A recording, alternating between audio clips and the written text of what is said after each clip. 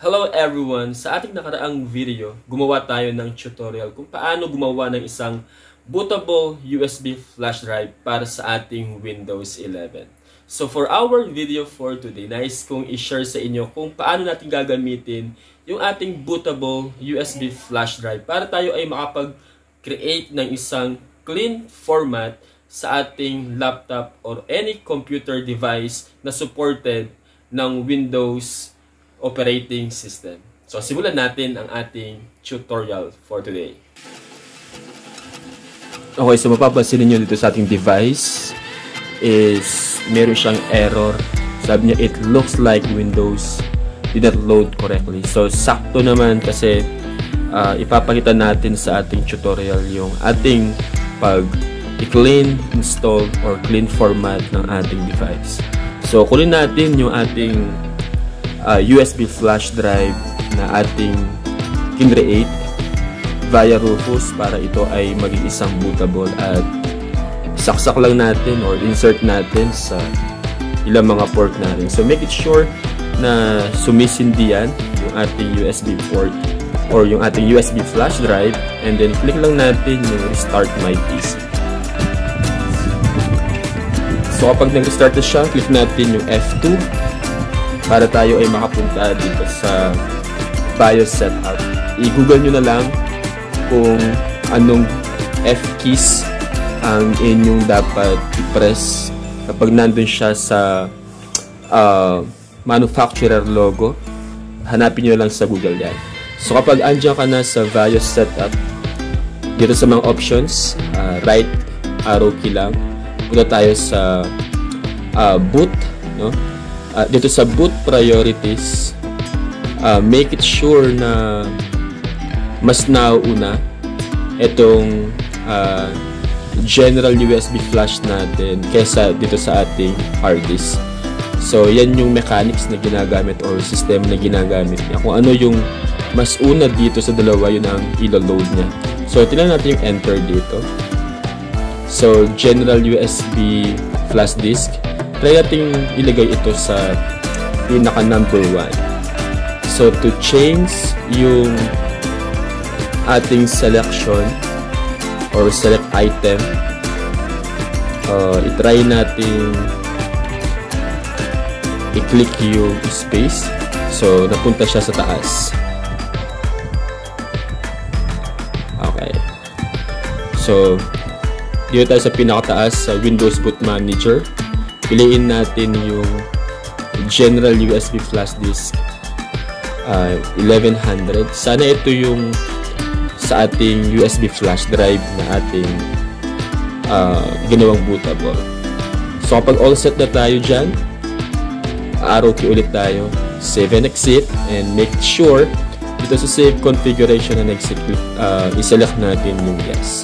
At mag-restart once again yung ating laptop or yung ating device,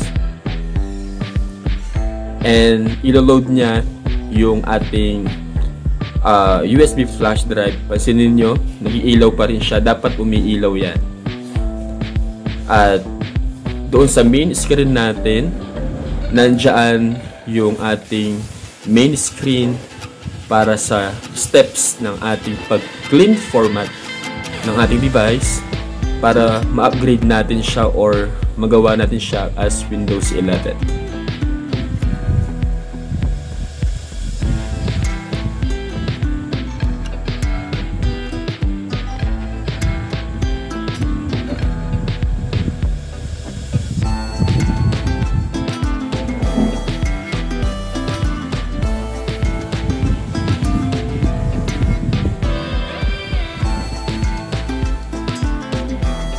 Okay, nasa Windows setup na tayo.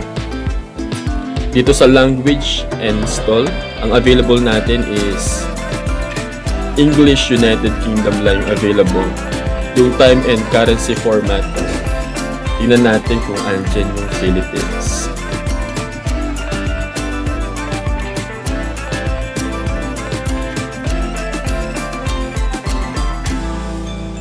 Okay, so wala yung Philippines sa options. So So, piliin natin yung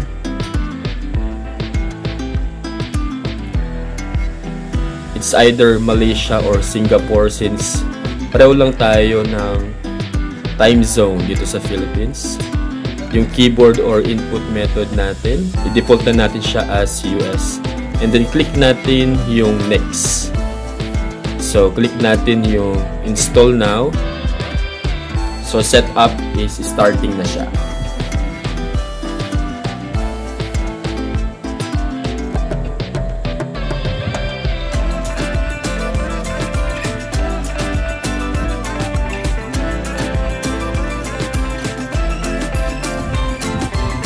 So, ihingi siya ng product key.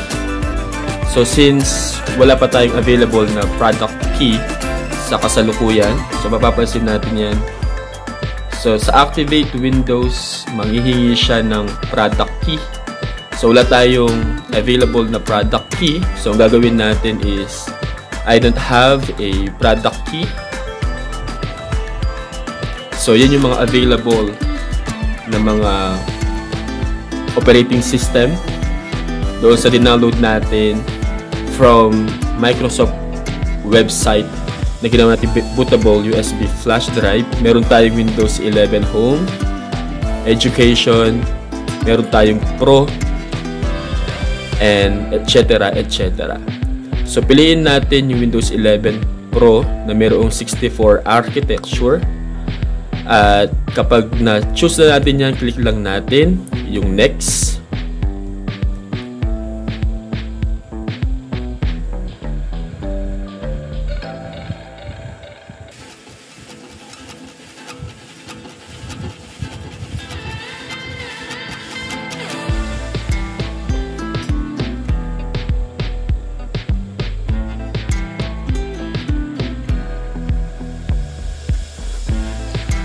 Okay, so ito yung applicable notices and license terms ng Windows setup natin.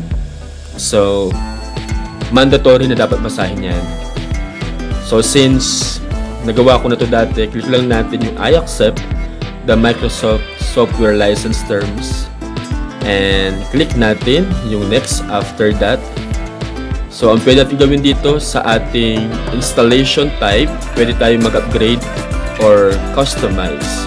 Kapag nag-upgrade yung pinili natin, install Windows and keep files, ibig sabihin, tatabunan niya lang yung previous na operating system natin, pero nakasave pa din yung mga files na meron tayo. Dito naman sa customize, which is, ito yung kadalasan ginagamit natin para sa ating clean OS format. So, click natin yung customize.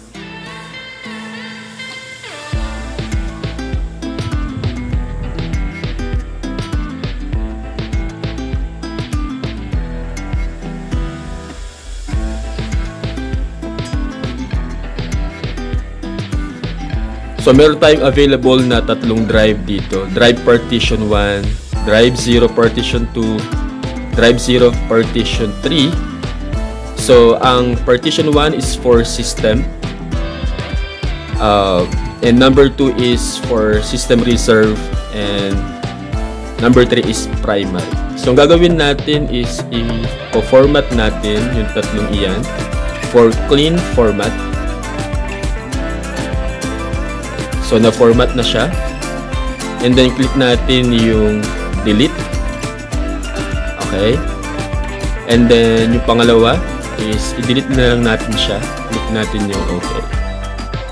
At yung Drive Partition 1, click natin yung format para mawala lahat ng files na nandoon para clean talaga siya. So, click natin yung format.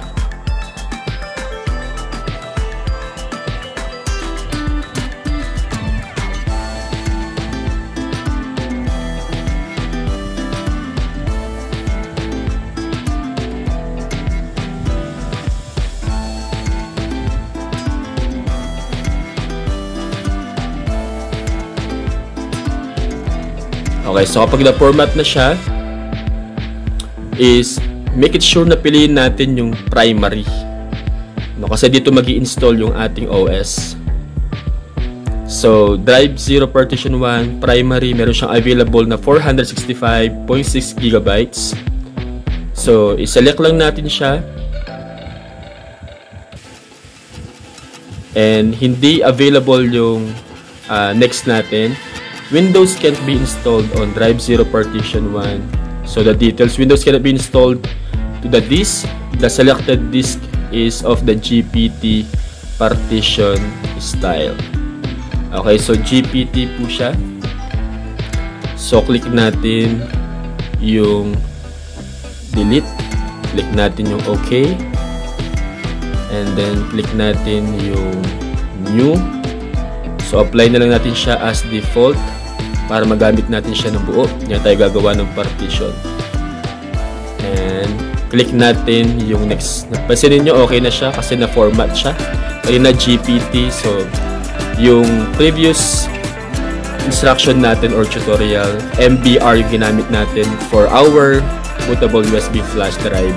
So, Drive Zero Partition 2 yung gagamitin natin. Click natin yung next. So, mag-start na yung installing Windows. So, yan na po. Nagsisimula na yung pag-install ng Windows dito sa ating device. So, hintayin lang natin na matapos ng kusa because everything is default na lang after this. So, wait lang natin umabot ng 100% yung getting files ready for installation, yung installing features, installing updates, at saka yung finishing up po natin.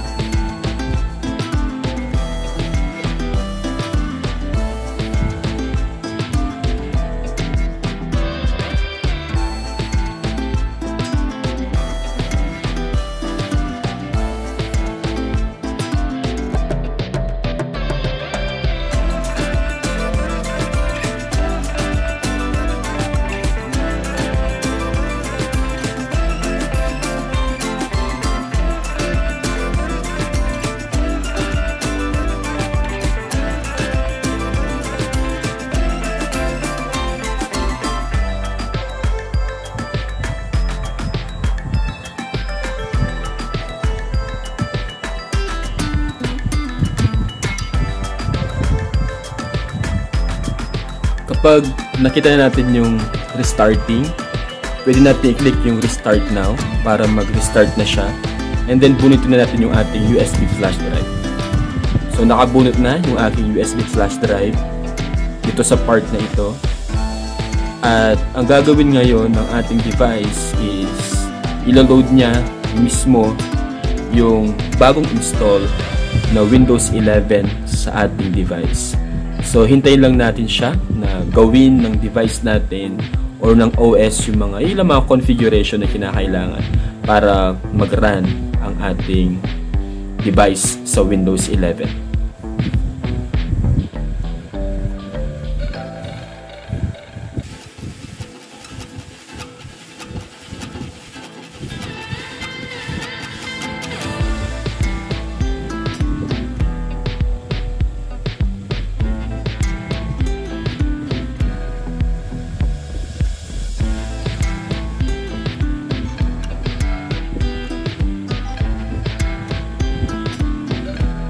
Mapapansin natin, starting services yung gagawin ng ating device at this moment.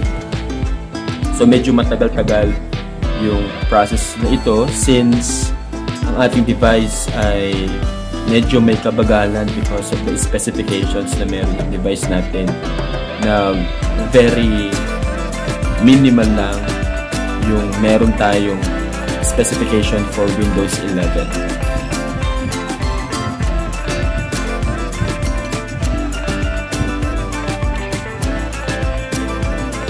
So getting devices ready, 50%, 75%, 100%. So it's getting ready na siya.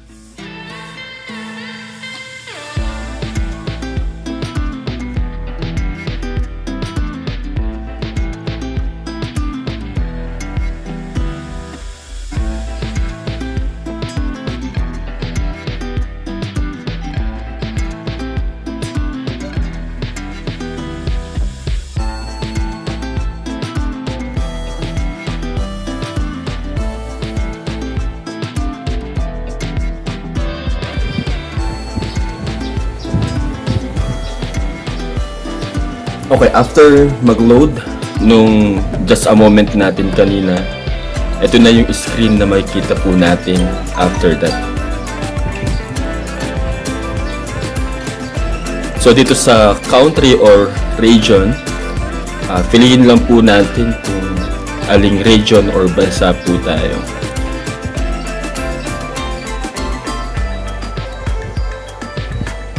So hanapin natin yung Philippines if available po siya dito sa option na nandirito.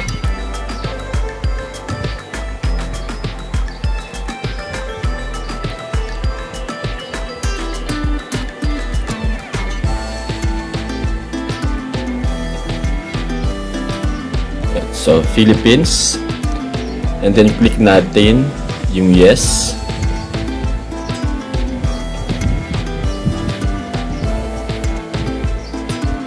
So, yung keyboard layout natin, kung andyan yung United States, International. So, pagka-click, spin lang natin yung yes. Skip na lang natin dito sa additional layout ng keyboard.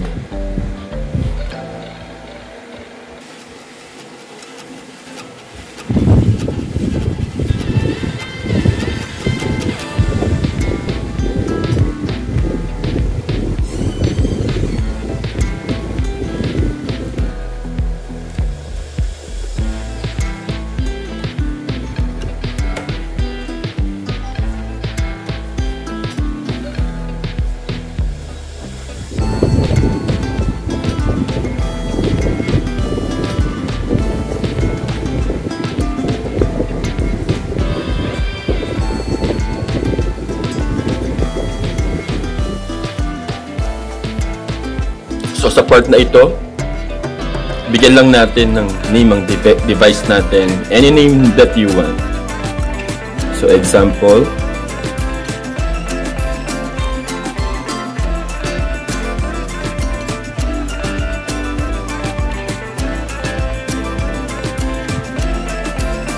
kapag okay ka na dyan, pwede mo siya skip or click natin yung next.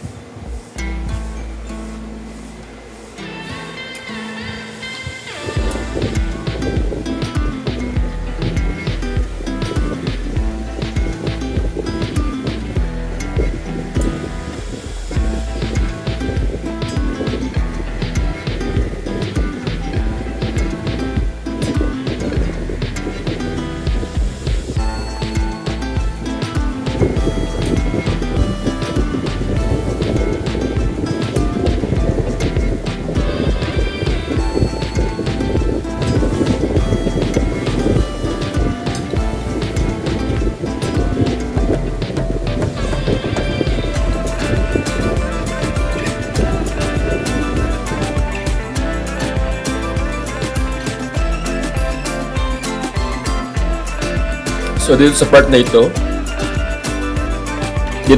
ito, how would you like to set up this device?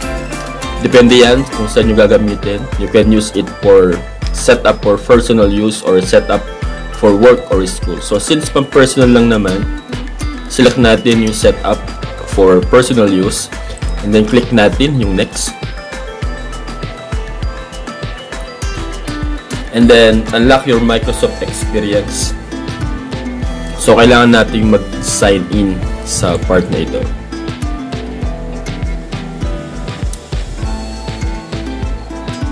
So, let's add your Microsoft account. So, pwede ka mag-create ng isa, pero kung meron ka na is click na lang yung sign in.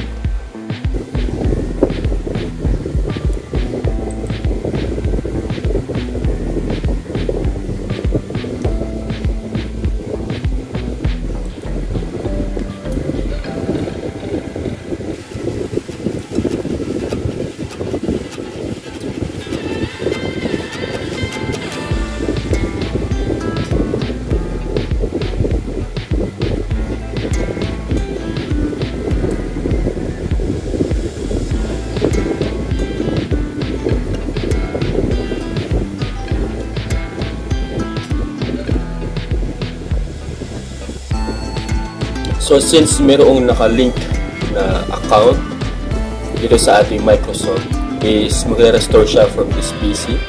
Pero i-try natin yung more options. So gagawin natin is set up as a new PC tayo.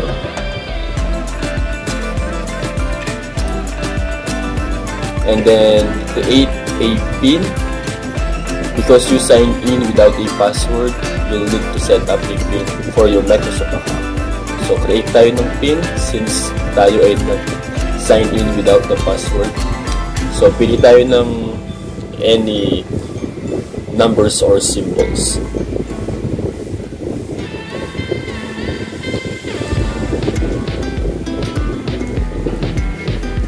Usually 6 ang nilalagay kong characters dito. So kapag nag-set na kayo, huwag nyo kakalimutan yan kasi kailangan yan every time nagsasign in kayo sa inyong device. So click lang natin yung OK.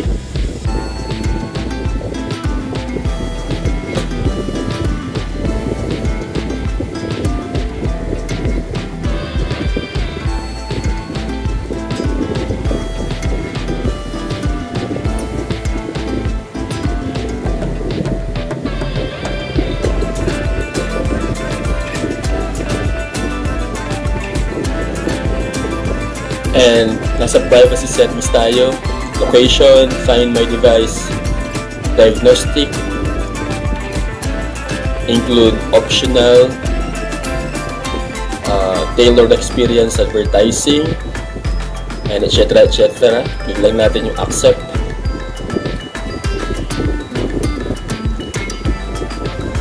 For now, customize natin yung experience natin. Click natin yung skip.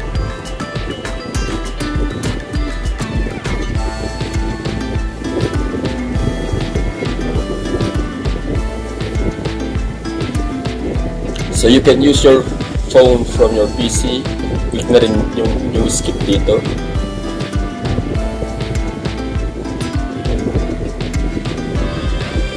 So always have access to your recent browsing data.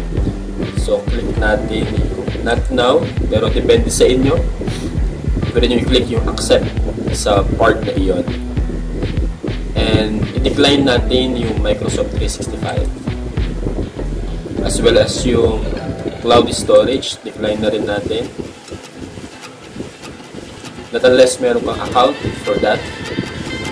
And get your first month of PC Games Pass for 119 pesos. So skip na rin natin ito.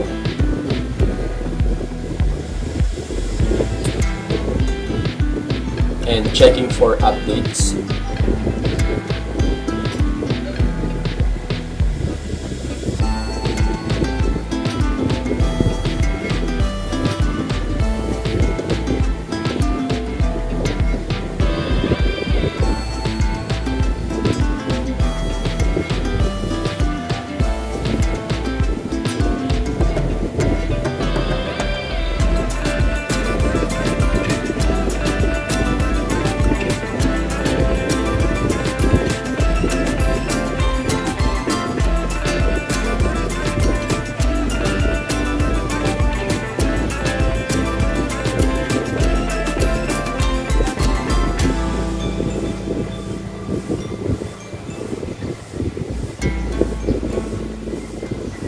Okay, so ito na yung pinaka welcome message ng ating device after ng ating clean format.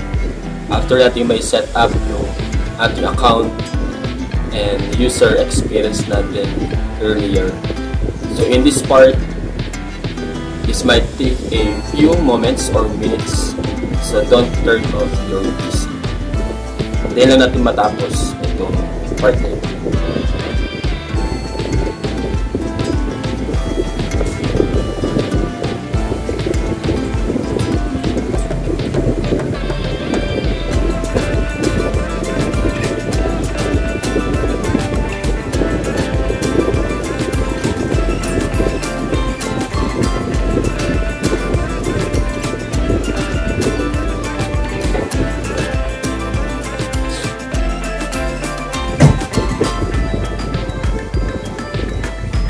So ayan, meron na tayong Windows 11 sa ating device at na-bypass natin yung TPM 2.0 tsaka yung secure boot na hinihingi na Windows 11.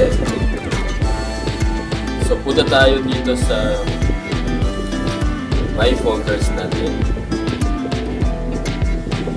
or sa File Manager.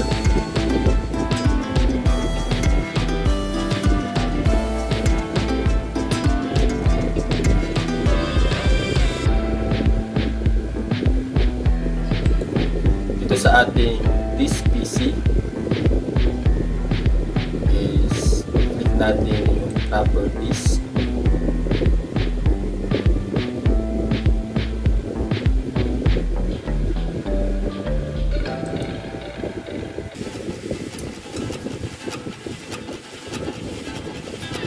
So ito yung specifications ng ating device, yung device name natin, yung RAM as well as yung processor natin. Nagra-run ito sa i7. Meron siyang 2.30 GHz. And ang naka-install na edition ng ating OS ay Windows 11 Pro na meron 23H2. So, in-install siya April 26, 2024. And of course, hindi pa yun activated. Dito sa search bar, search natin yung device manager.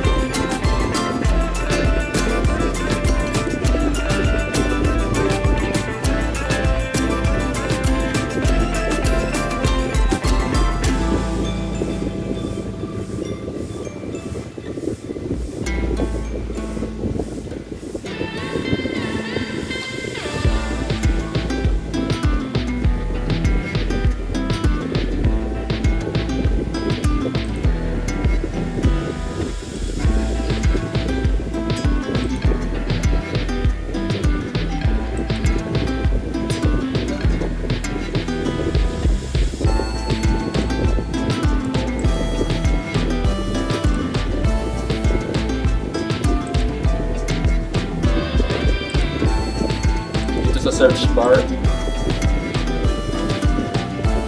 hanapin lang natin yung device manager, open lang natin.